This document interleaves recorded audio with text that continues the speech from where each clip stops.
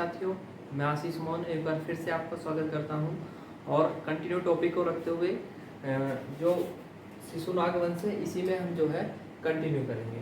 इससे पहले मैं आपको जो है हरेक वंश में पढ़ा चुका हूं, हरेक वंश को पूरा कंप्लीट किया है इससे पहले वाली वीडियो में। अगर आपने नहीं देखा है तो लिस्ट में ही है, उसको आप वीडियो को देख सकते हो। शिशुनाग वंश से जो है शुरुआत करते हैं। देखिए, जो नागदशक था उसकी मृत्यु किसने की थी? शिशुनाग ने की थी 412 ईसा पूर्व में। और किसकी मतलब स्थापना करी उसने? शिशुनाग वंश की। यानी कि शिशुनाग वंश की कब की थी? 412 ईस्वी में। और पूरा शिशुनाग कब तक चला था? 344। ठीक है। महाजनपद में मैं लिखा चुका हूँ, हंसना मना है, ये शॉर्टकट लिखा था। हर्यक वंश, उसके बाद शिशुनाग वंश, उसके बाद नंद वंश और उसके बाद मौर्य वंश पढ़ेंगे। और शिशुनाग पूछ सकता है कि शिशुनाग ने किसकी हत्या करके शिशुनाग वंश की स्थापना की? तो किसकी की थी? नागदशक की थी, दशक की थी। और इसकी राजधानी क्या थी? इसकी राजधानी क्या थी? इसकी राजधानी थी वैशाली। वैशाली इसकी क्या थी? राजधानी थी। इसने किसको राजधानी बनाया था? वैशाली को राजधानी बनाया था। ओके। और इसने एक नया मगध में जोड़ा था। देखो,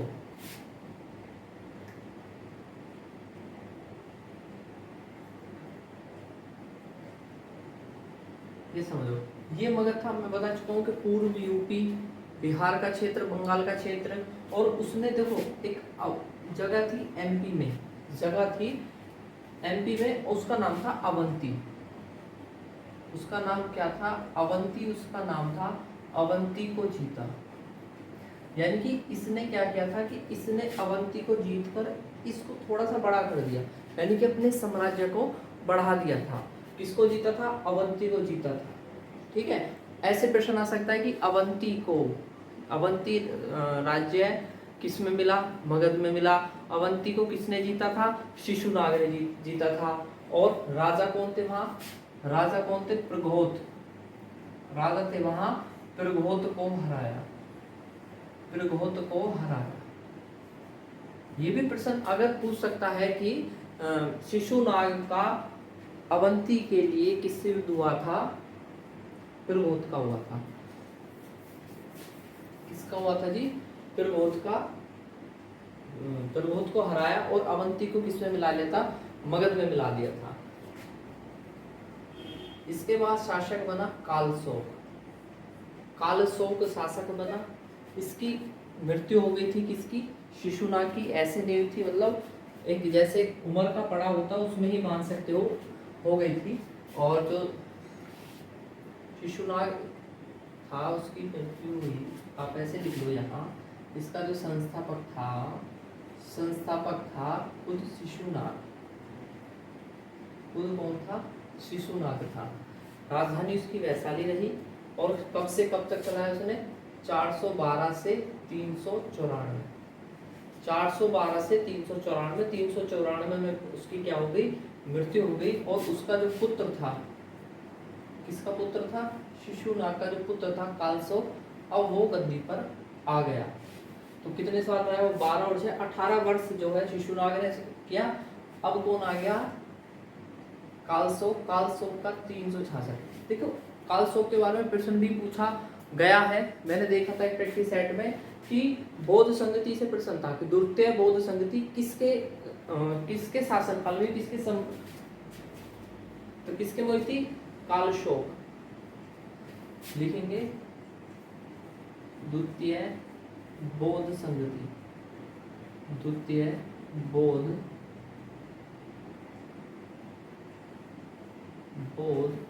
संगति। द्वितीय बौद्ध संगति। द्वितीय बौद्ध संगति किसके में हुई थी? कालशोक के शासन काल में हुई थी। कालशोक किसका पुत्र था? कालशोक किसका पुत्र था? शिशुनाग का पुत्र था। ओके, आगे लिखेंगे कालशोक ने पुनः पाटलिपुत्र को राजधानी बनाया। जो वैशाली उसके पिता ने बनाई थी राजधानी, अब वो वापस उसने क्या बनाया, वापस कहाँ चला गया, पाटलिपुत्र को दोबारा उसने अपनी राजधानी बनाया। द्वितीय बौद्ध संधि किसके साथ शासन काल में हुई, कालशोक में। कालशोक के कुल कितने पुत्र, कुल 10 पुत्र, और 10 पुत्रों में से उसका पुत्र था नंदीवर्धन। नंदीवर्धन शिशुनाग वंश का अंतिम शासक, शिशुनाग वंश का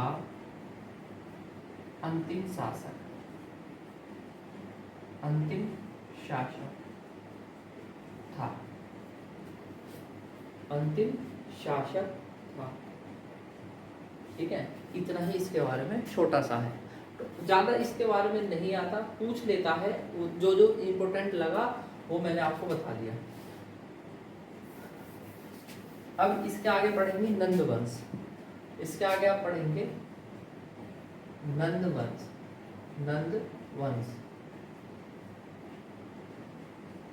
नंद वंश।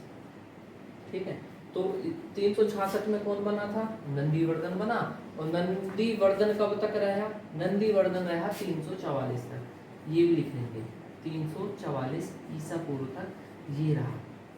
ठीक है, अब क्या होता है कि नंदीवर्धन की हत्या कौन कर देता है, नंदीवर्धन की हत्या कौन कर देता है, नंद वंश के जो संस्थापक थे महा कौन थे, महापद्म नंद थे, और वो क्या कर देते हैं, नंदीवर्धन की हत्या कर देते हैं।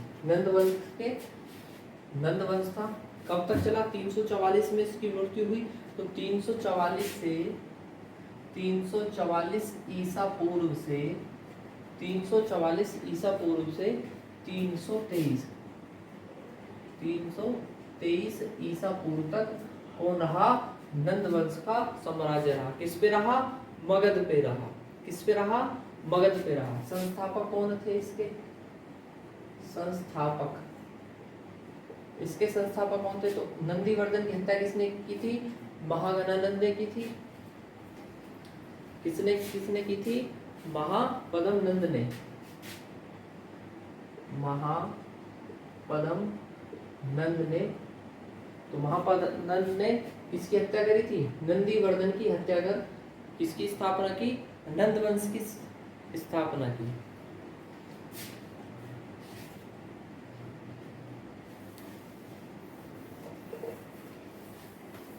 आगे इसमें देखेंगे,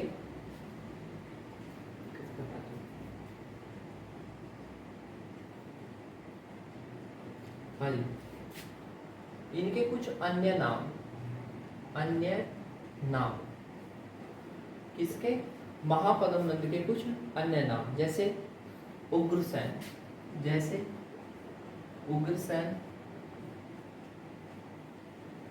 एकारट, उग्रसेन एकारट, और परशुराम भी इनको बोलते थे, यानी कि कहते थे कि परशुराम का, कह सकते हैं बहुत से लोग ये मानते थे कि ये भैया सेकंड परशुराम है। बहुत से लोगों ने इनको कहा है कि ये परशुराम का सेकंड अवतार है।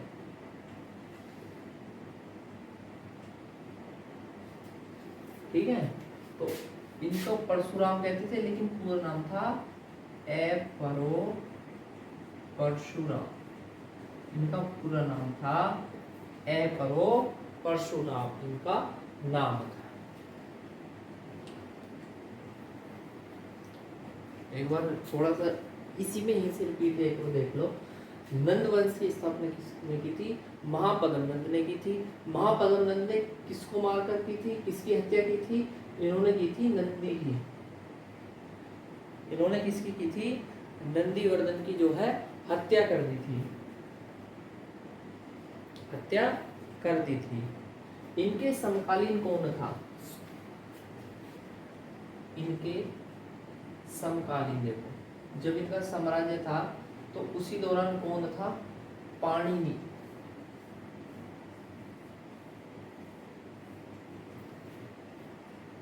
अब कौन है पाणिनि, ये वही है, ये व्याकरण आचार्य हैं जिन्होंने संस्कृत की प्रथम जो है संस्कृत भाषा में पहली पुस्तक लिखी थी अष्टाध्यायी।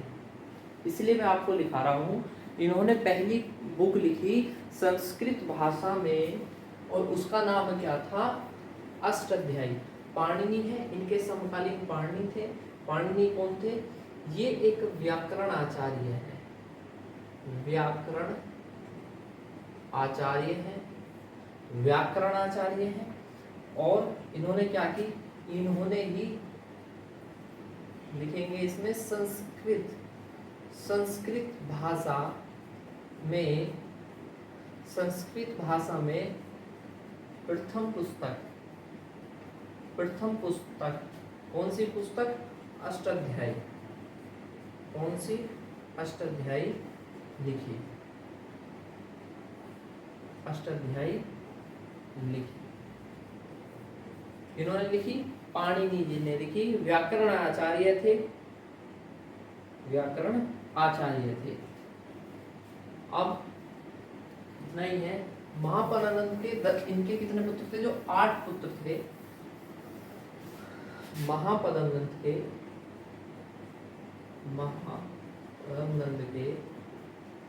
8वां पुत्र का 8वां पुत्र, अब 8वां पुत्र कौन हुआ, घनानंद हुआ। कौन हुआ, घनानंद।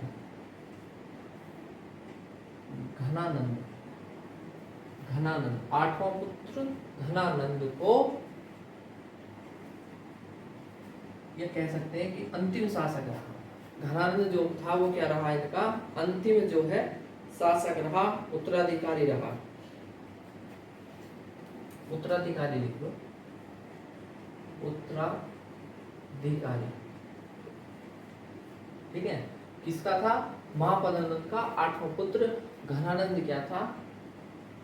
ठीक है, इसको क्या बोलते थे, अग्रिज नाम से भी इसको जानते थे। यानी कि एक अच्छा शासक नहीं था। कौन, घनानंद एक अच्छा शासक नहीं था, बड़ा ही मतलब कह सकते हैं कि बदतमीज किस्म का एक शासक था। जनता को पिटवाता था, जबरदस्ती टैक्स वसूलता था उनसे, तो लोग वहां पर परेशान थे। ठीक है, आपने एक वाक्य सुना होगा कि आचार्य चाणक्य कहते हैं कि भाई मैं अपनी ये जो शिला यानी कि जो चोटी है इसको तभी बांधूंगा जब तेरे वंश का नाश कर दूंगा, बोले थे ना।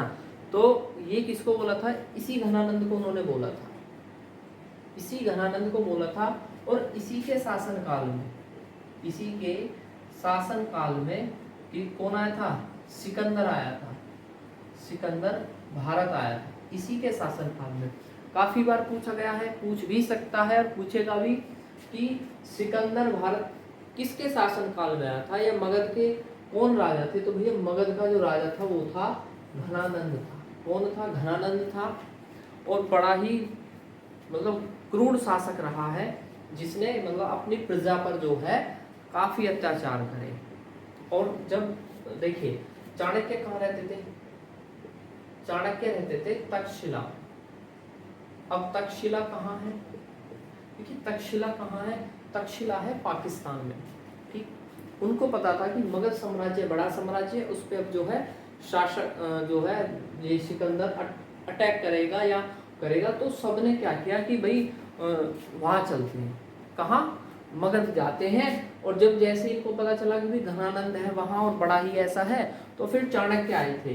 कहाँ आए थे, तक्षशिला से। और तक्षशिला कहाँ है, पाकिस्तान में, जहाँ अभी है रावलपिंडी। रावलपिंडी एक जगह है, वहां पर थी। अब चाणक्य आते हैं घनानंद के पास, और वो जब जनता को देखते हैं कि भाई जनता तो यहाँ तो परेशान है, यानी कि अच्छा साधन नहीं चल रहा है, तो वहाँ बड़ा दुखी होते हैं। जब वो उसके दरबार में जाते हैं तो घनानंद उनको कुछ मतलब कि उपहार है ये ले लो, तो लेते नहीं है। वो सीधा कह देते हैं कि भाई ये जनता से अत्याचार करके जो पैसा कमाया मैं इसमें से कुछ नहीं लूँगा। तो इस बात पे घनानंद थोड़ा नाराज हो जाता है, गुस्सा हो जाता है और इनकी बेइज्जती कर देता है। ठीक है, तभी वो गुस्सा करके वहाँ पर बोल देते हैं कि मैं जब तक इस नंद वंश का बिल्कुल खात्मा ना कर दूंगा मैं अपनी चोटी को नहीं बांधूंगा। अब वो क्या करते हैं, अब वो वहाँ से लौट लौटते हैं, लौटते हुए कहाँ जाते हैं भाई, रास्ते से जा रहे हैं तो इन्हीं, यानी कि जो आज का जो एमपी है, आज का जो एमपी है, यानी कि जो मध्य प्रदेश है, मध्य प्रदेश है, यहाँ पर क्या होती है कि एक बच्चे खेल रही होती है, बच्चे खेल रहे हैं और वहाँ एक बच्चा ऐसा बैठा है, वो जो है उसका मतलब निर्णय ले रहा है उन खेलों का, खेल रहे हैं बच्चे खेल रहे हैं, तो चाणक्य उसको देखते हैं और उसकी बुद्धि को देखते हैं कि ये तो बड़ा ही कुशल, मतलब इतना वो उसमें बड़े ही कुशलता पूर्वक देख रहा है, बड़े ही धैर्य के साथ इनको जवाब दे रहा है। अगर भाई होता ना स्पोर्ट्स में कि पॉइंट वगैरह के ऊपर राड़ लड़ाई कुछ होती है तो मतलब देखना पड़ता है, एम्पायर को भी आप क्रिकेट देखो, अगर एम्पायर आउट को नॉट आउट दे दे हैं या नॉट आउट को आउट दे दे तो थोड़ा गुस्से का जो सामना है वो निभाना पड़ता है, लेकिन वो उनको बड़े ही जो है ध्यान से जो है उनको देखा परखा और उससे बात की, और बात की तो उस बच्चे से पूछा, तो उस बच्चे का क्या नाम था, चंद्रगुप्त मौर्य नाम था, चंद्रगुप्त मौर्य था। फिर उन्होंने उसके घर पे गए तो उनकी माता का नाम था मूरा देवी नाम था, उनसे बात करी और कुछ धन वहाँ पर उन्होंने दिया और उनको कहाँ ले गए, तक्षशिला में ले गए, ठीक है, और कहा कि मैं इसको भारत का एक सम्राट बनाऊंगा। किसको बोला था, चंद्रगुप्त मौर्य को बोला था। और चंद्रगुप्त मौर्य वह बालक था जो अपने गुरु ने जो कहा, जैसे जैसे उन्होंने कहा ऐसे ऐसे वो चले आगे बढ़े, और किसका जो है इन्होंने मतलब किसके साथ युद्ध किया, घनानंद के साथ युद्ध किया, इसके साथ घनानंद के साथ युद्ध किया। घनानंद की हत्या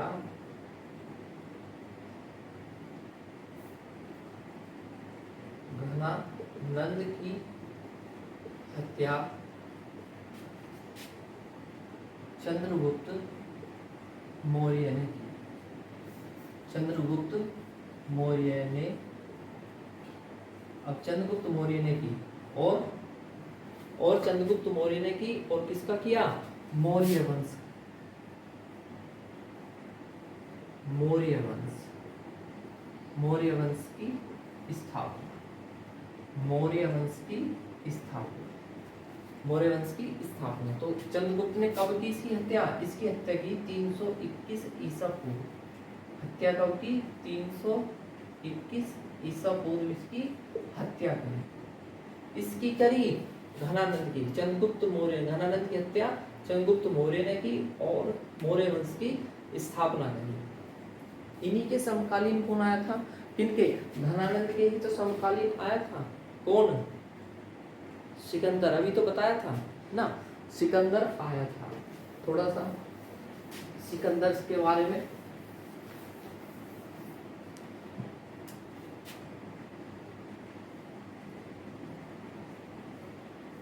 सिकंदर के बारे में देखो, सिकंदर कहाँ से आया था, सिकंदर आया था कहाँ से, यूनान से या ईरानियों से, है ना, यानी कि यूनान का था, वो कहाँ का था, यूनान का था। और किसके मतलब राजा कौन था, कब आया था ये आया था जी जब घनानंद थे, कौन थे, घनानंद जो थे क्या थे, मगध के राजा थे, ये थे फिलिप्स, लिखेंगे इसमें, लिखेंगे आप इसमें फिलिप्स द्वितीय के लिखेंगे, फिलिप्स द्वितीय के पुत्र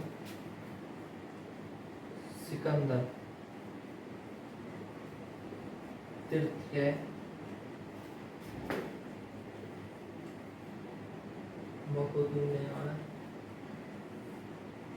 मकदूनिया को भारत पर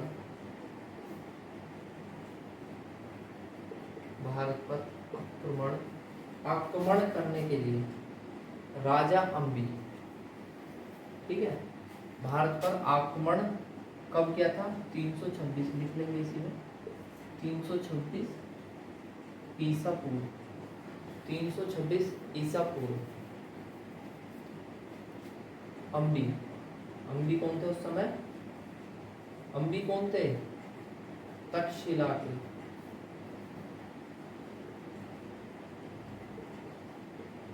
तक्षशिला के कौन थे? राजा थे। तक्षशिला के क्या थे? राजा थे। अंबी ने आमंत्रित किया, अंबी ने आमंत्रित किया, अंबी ने आमंत्रित किया। अंबी कहाँ तक का था? ये पाकिस्तान का था, बताया ना भाई। तक्षशिला कहाँ थी? मैंने बताया था तक्षशिला कहाँ थी। तक्षशिला थी, अब जैसे आप मान के चलिए ये ऐसे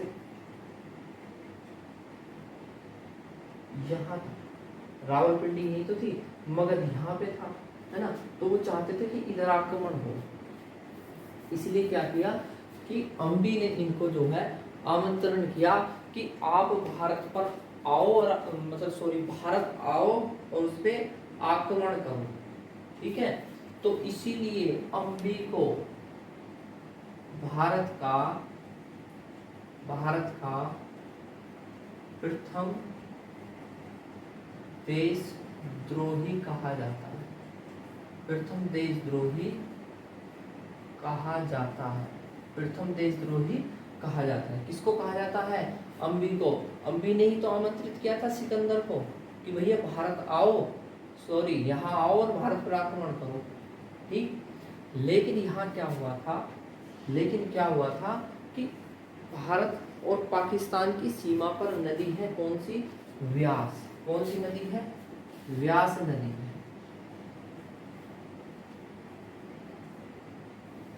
व्यास नदी है।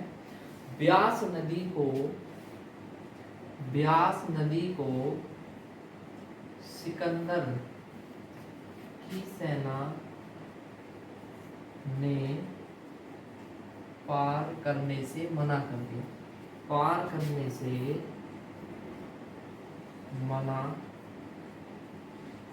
कर दिया। क्यों किया? क्योंकि लोग इस व्यास नदी के नाम से डरते थे।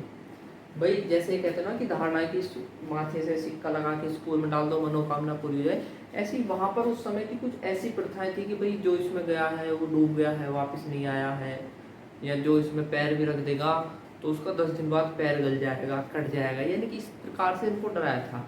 और उस समय क्या था, व्यास नदी पूरे उफान पर थी, गुस्से में थी, है ना। वो कहते हैं ना नदी का गुस्सा, पत्रकार बोलते हैं उसमें जब कोई नदी में बाढ़ आ जाती है तो नदी गुस्से से ये हो गई, तो इसलिए उसको जो है पार नहीं किया था। और बिन पार करे ही क्या हो गए थे, वो वापस लौट गई थी। कौन लौट गई थी? किसकी? सिकंदर की सेना। सिकंदर की सेना तो किस पे आक्रमण करना चाहता था ये? जो कौन शासक था उस समय? भाई भारत का सबसे बड़ा साम्राज्य उस समय कौन था? मगध था। मगध का शासक था घनानंद। घनानंद पे तो आक्रमण करने जा रहे थे, लेकिन व्यास नदी को फिर जब सेना ने मना किया तो फिर कौन? तो सिकंदर के सेनापति थे कोइनस।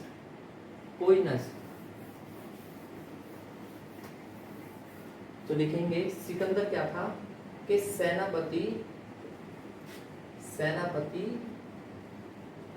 कोइनस के कहने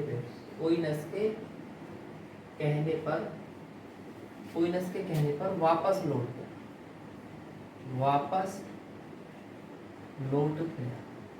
सिकंदर के सेनापति कोइनस की सलाह पर इसने क्या निर्णय लिया कि भैया वापस चलो।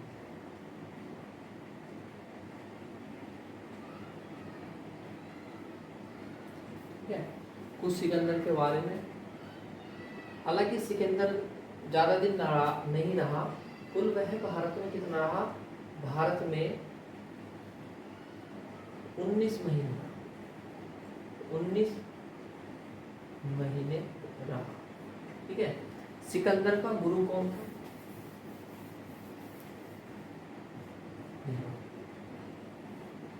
सिकंदर का गुरु, सिकंदर के गुरु कौन थे? गुरु थे इनके अरस्तु। इनके गुरु कौन थे? अरस्तु। और अरस्तु के गुरु कौन थे? प्लूटो। प्लूटो, और प्लूटो के गुरु थे सुकरात। सिकंदर के गुरु अरस्तु। तो अरस्तु की यहाँ बुक लिखेंगे, कौन सी थी? पॉलिटिक्स। पॉलिटिक्स की इन्होंने बुक लिखी। प्लूटो ने कौन सी लिखी? The Republic. इन्होंने क्या लिखी थी? द रिपब्लिक लिखी थी। यहाँ से कई बार आया है कि सिकंदर ने अपने घोड़े के नाम पर एक नगर की स्थापना की थी। तो यहाँ से देखो घोड़े का क्या नाम था? नहीं, गुरु थे अरस्तु, प्लूटो। अरस्तु के गुरु, ये अरस्तु के गुरु थे और प्लूटो के गुरु थे सुकरात। इतना समझो। हाँ जी, तो इनके जो घोड़ा था, घोड़े का नाम था बुकाफेल। घोड़े का नाम था बुकाफेल। बुकाफेल, बुकाफेल था, और इसी के नाम पर इन्होंने जो है नगर भी बसाया था। बुकाफेल के नाम पर ही नगर भी बसाया था। सिकंदर की मृत्यु लिख लेंगे। मृत्यु कब हुई? 323 ईसा पूर्व। 323 ईसा पूर्व में इनकी जो है मृत्यु हुई। मृत्यु कहाँ हुई? मृत्यु हुई इनकी ईरान में। कहाँ हुई? ईरान में। ईरान में कौन सी जगह है? बेबीलोन। Babylon, Babylon Iran. भाई ईरान से ही तो आए, और वहीं पर जो है इनकी मृत्यु हो गई।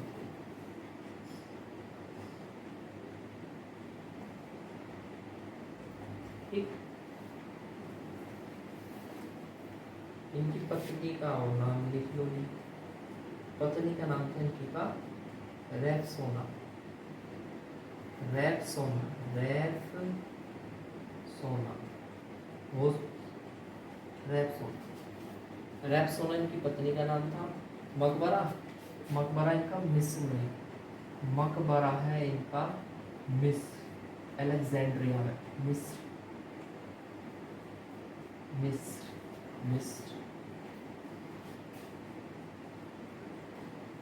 एलेक्जेंड्रिया, एलेक्जेंड्रिया में। इसका सिकंदर। ठीक है, चलो। सिकंदर किसके समकालीन आया था? सिकंदर आया था किसके, किससे युद्ध करने आया था? घनानंद से तो युद्ध करने आया था। वापस चला गया, सही रहा, वरना बेमौत मारा जाता। ऐसे ही होता ना। चलिए, तो वहीं वापस लौटते हैं महाजनवादा पे और मगध साम्राज्य में। तो कौन था? नंदवंश। नंदवंश के जो अंतिम संस्थापक थे कौन थे? घनानंद थे। कौन थे जी? घनानंद थे। ठीक, एक चीज अगर आप नंदवंश में लिख रहे हो, नंदवंश को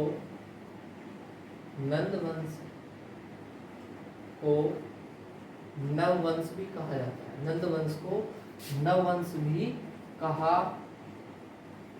जाता है, क्योंकि इनके कितने टोटल मतलब रहे? 9 राजा रहे। कितने रहे? 9 राजा। 9 राजा होने के कारण, ठीक है, इनमें एक रहे जैसे महापद्म नंद रहे, फिर नीचे रहे 8 पुत्र रहे। 8 होगा, 8वां पुत्र जो था वो घनानंद था, सबसे छोटा था। ठीक है, तो 8 पुत्र वो, और 9वें कौन थे? महापद्म नंद थे। टोटल 9 राजा रहे इनके। और ये नंदवंश किसके अनुयायी थे, यानी किसके पोषक थे? ये थे जी जैन धर्म, जैन धर्म के पोषक हो सकते हैं। ठीक, अगला किसका है? मौर्य वंश। नेक्स्ट वीडियो में बता दूंगा इसमें मौर्य वंश। मौर्य वंश 321 से 185 ईसा पूर्व। मौर्य वंश।